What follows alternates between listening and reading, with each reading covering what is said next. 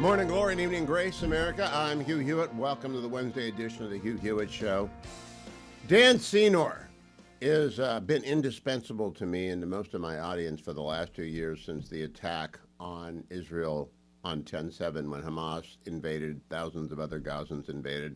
And not long thereafter, I started listening to Dan Senor's daily podcast, Call Me Back. I'd known Dan because of his books, but I didn't know about his podcast, and it's become indispensable.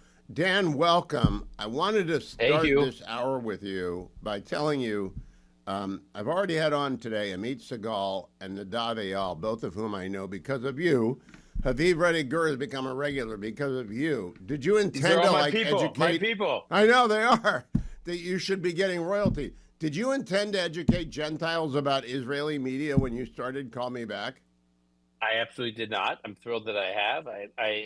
It's one of the unintended results of all of this. But I will say that most of my podcast audience is Jewish, but about 25% of it, as we understand it, is not Jewish. You are among that 25%. And I have been moved and inspired by how much interest there is from non-Jewish listeners in the content we get into, because our content, as you know, is meaty. It's sometimes dense. So this whole notion that, we're living in the TikTok era and people only want quick, hot takes, 30-second reels, all the rest. I think there's some of that obviously going on. That's definitely a phenomenon. But I also think there's a massive appetite and interest in getting smart on subjects from a lot more people than we realize. And those are the people we're trying to speak to, whether they're Jewish or not.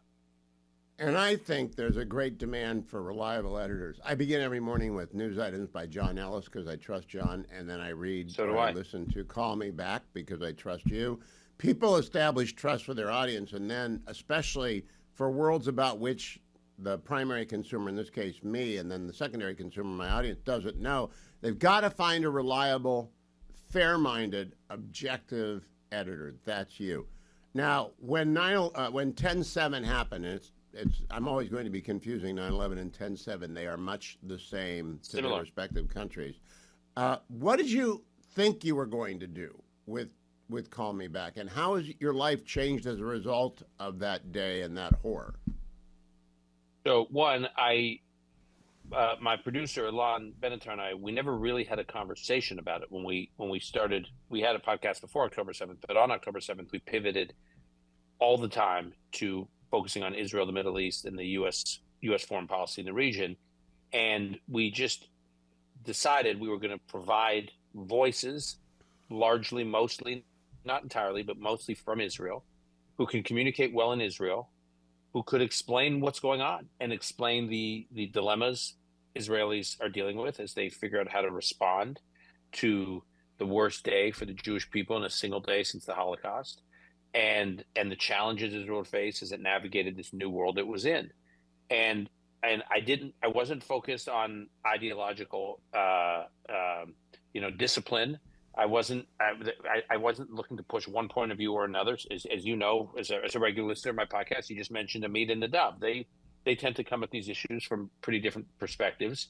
And yet I have had folks far to the left of Nadav and people far to the right of Amit, and then a whole bunch of people in between come on the show. And I just wanted people around the world to understand the conversation happening inside Israel as Israel deals with this trauma, this war. And if I can make one point to anybody who is paying attention, who doesn't really understand Israel or the Middle East, it's this: Israel is a real country. It's a real country.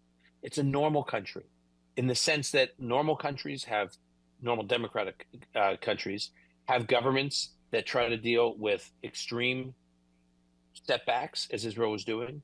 They try to do the right thing. They sometimes get it right. They sometimes make mistakes. They sometimes look back and say we should have done certain things differently. They sometimes are misunderstood. They sometimes have dazzling successes. Israel is all of these things. And by having these different voices explain what is going on, especially people like Amit and Nadav, who are deeply sourced inside Israel, and they're actually great reporters at the core, I just hope to present that that realness of the Israeli conversation. And along the way, Tal Becker on international law, former Israeli Defense Minister Yoav Gallant. You've had Ron Dermer on a couple of times, who is their Kissinger. As far as I can tell, he's Israel's Kissinger.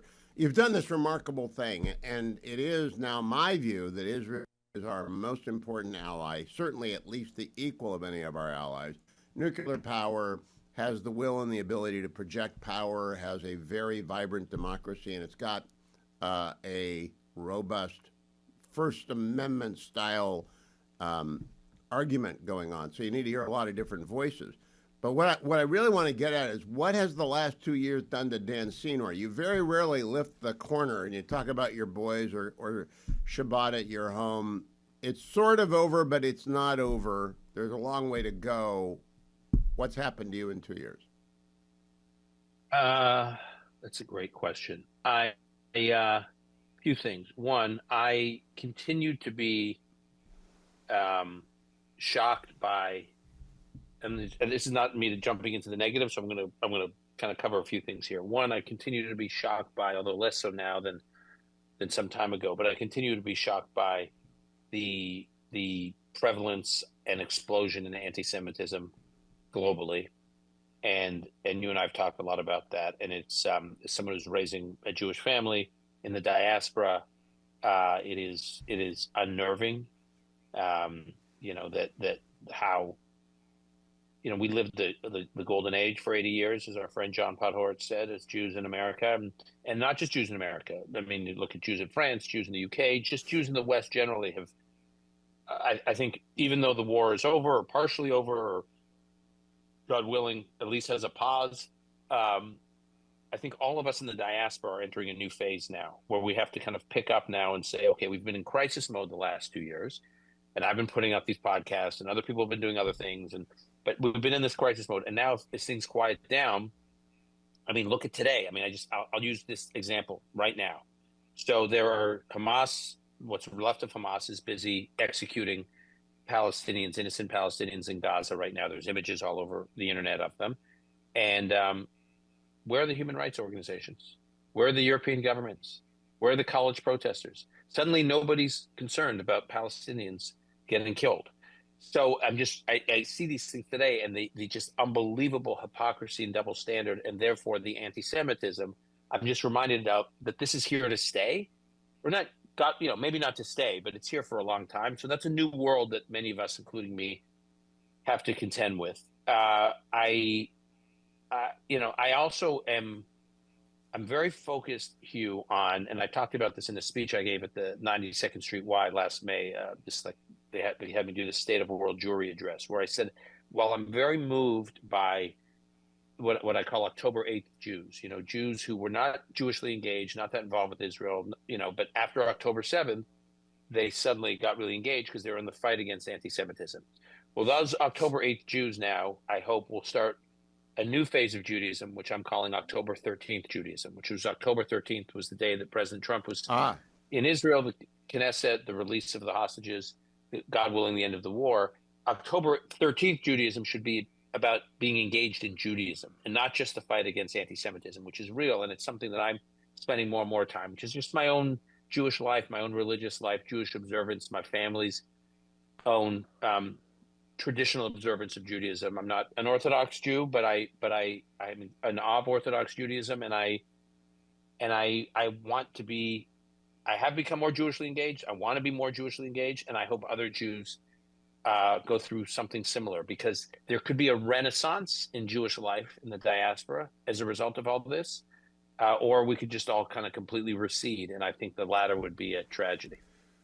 We got 2 minutes, Dan. I want to ask you two things. One, are you physically exhausted? And then two, in going forward, are you going to try and keep some focus for the Gentiles who you have served on the American diaspora as well as Israel? Because there are a whole bunch of people who support Israel and don't know anything about American Jewry or Israel. And then we'll pause when we go a little bit longer when I give you the. Let's first ask, are you exhausted? Then we'll come back to the second thing after the break. I'm exhausted, but that's okay. I'm exhausted, but especially after the last few days have been exhausting, because it was just, there was so much, and a lot of it was happening at odd hours. So, I got very little sleep, but I'm fine. I'm fine. I'm All right. healthy. Well, Thank then God. stand by. I want to ask you about the mission of Call Me Back after the the pivot to peacetime, which we hope and pray is occurring as we speak, but we're not sure because Hamas is being Hamas and doing Hamas-like things. Don't go anywhere, America. Also coming up, Rich Lowry, Michael Singleton. We got a lot coming up. Don't go anywhere. It's the Hugh Hewitt Show. So, of course, I ran out of time, and I had one more question for Dan. Dan, the commentary podcast fills in a lot about American Jewry for the Gentile audience in the United States that support Israel and is against anti-Semitism. But there are holes there as well. Is Call Me Back going to do anything about that, make it a conscious decision to try and educate Americans generally, given what public opinion has turned against Israel in the last 2 years, especially among younger people? Do you have a mission set there? So we've been focused on one approach for the entirety of the last 2 years. We are not stopping now. We are very focused on the future and the challenges facing the Jewish people beyond this war. The core issues that Israel and the Jewish people are facing, I now realize predated October 7th, and even though so they don't go away with October 13th, and I tend to, and one of them, as you said, is keeping people educated. It's Mike Allen from Axios. When my book came out in November of 2023, so a month after October 7th, and he did a big focus on it in Axios, and he was curious like how much demand there suddenly was for this book about Israel a month after October 7th, and the podcast and speaking, speech demand requests for speeches.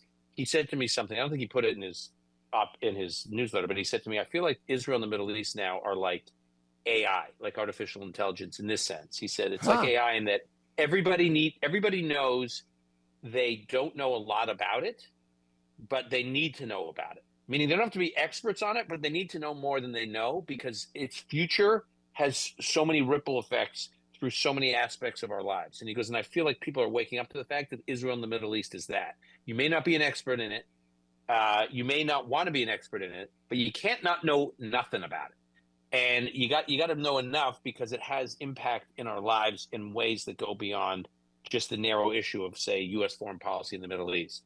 So it's a big cultural issue for the West. It's a big, obviously, geopolitical issue for the West. It's an economic issue for the West. So I think we're going to figure out a way to keep doing the educating, and even though it won't have the same level of intensity from day to day, I still think it's worth doing. But you're better off asking you because you're a consumer. What do you think? Well, no, I want more. Always, I want more from smart people about things I don't know. And I know that there's been an earthquake in the Middle East, and everything is different. We've got an ally, Israel. We got an ally in the UAE, and I don't know about anyone else. I don't know about Turkey. I don't know what we're going to do about Iran. But I know to go to Call Me Back to find smart people talking about it. So, A, I just wanted to thank you for all that, and B, encourage you to keep producing more and more, because ARC Media, you brought in Yossi and Daniil. That's great. But the more the merrier, because you guys have a good brand, and I can trust it, and I appreciate it. Thank you so much, Dan Senor. Hugh, thank you for you and your voice, and I look forward to continuing the conversation. You've been extraordinary. Soon. Not soon enough, but soon. Thank you, Dan.